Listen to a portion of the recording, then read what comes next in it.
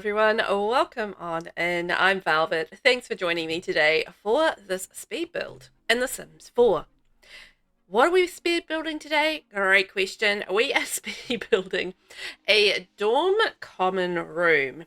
So this particular build was part of a collaboration that was hosted by RainbowCatMom, and it's called the Newcrest Community Collab. And the idea behind this collaboration is that it is extending on a previous collaboration, which was basically a Newcrest College collab, where we created the Newcrest College. And now we're filling out the rest of Newcrest with all of the things that might surround a community college, like dorm rooms, like community lots, like little starter houses and things like that, little residentials. So that is what this collaboration is about. So I've done a few things in this collab. I have done a starter house with 2 Sims living in there, an elderly couple who have gone back to school. So I've done them.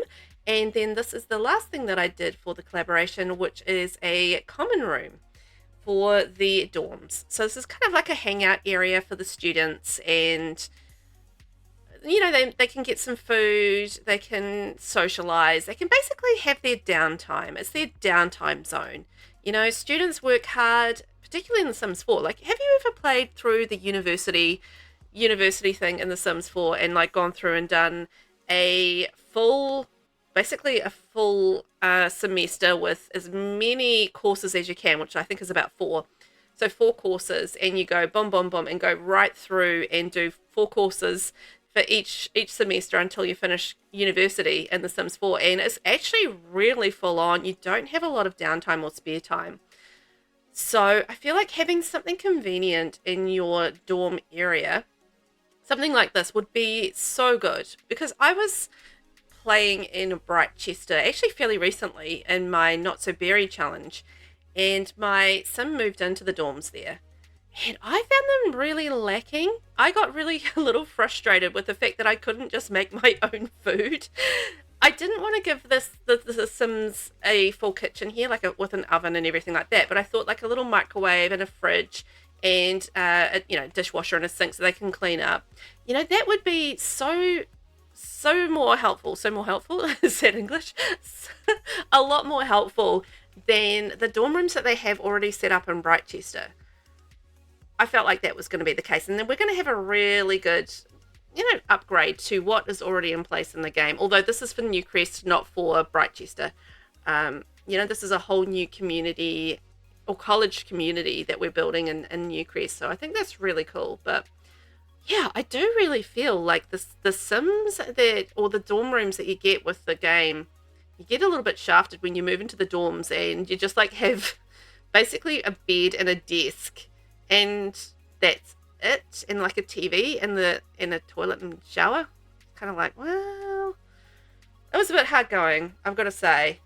Like, actually, you know what? You didn't even get a computer, now that I think about it. You just had a bed, a desk, and the bathrooms, and then like a seating area with a stereo and like a TV, I think. That was it.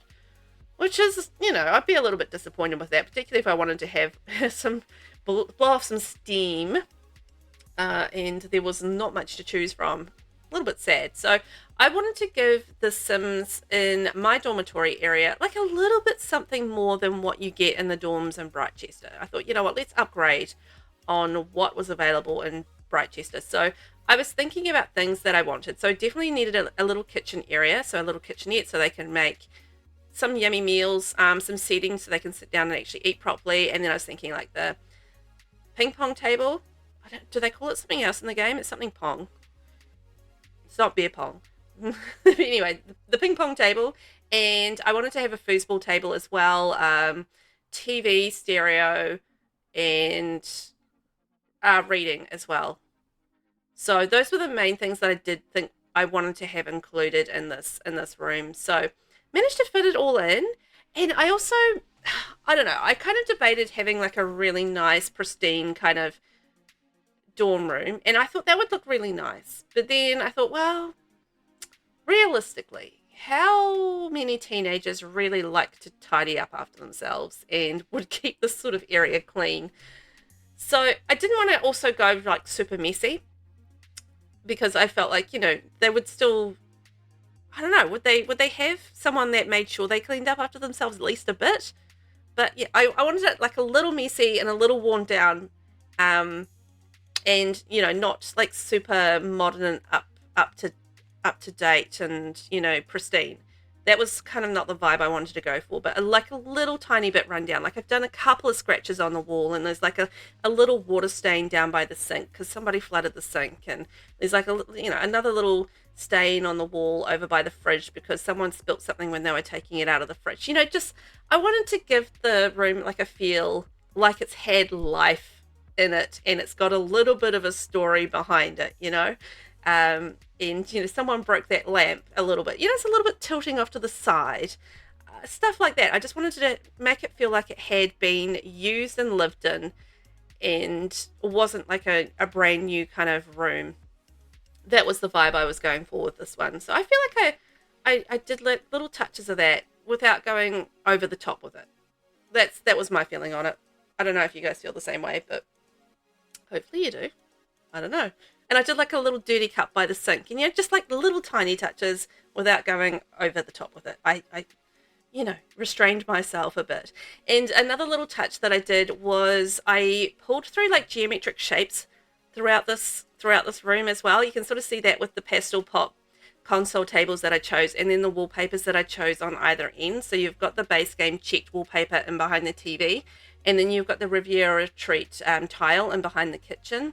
So, you know, and then you got like a little bit of a geometric-ish shape with a rug down on the ground. You got sort of stripes there, and yeah, I just wanted to bring in that sort of cohesiveness with the design around the place as well a little bit.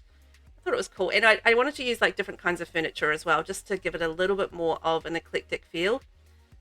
That was my plan.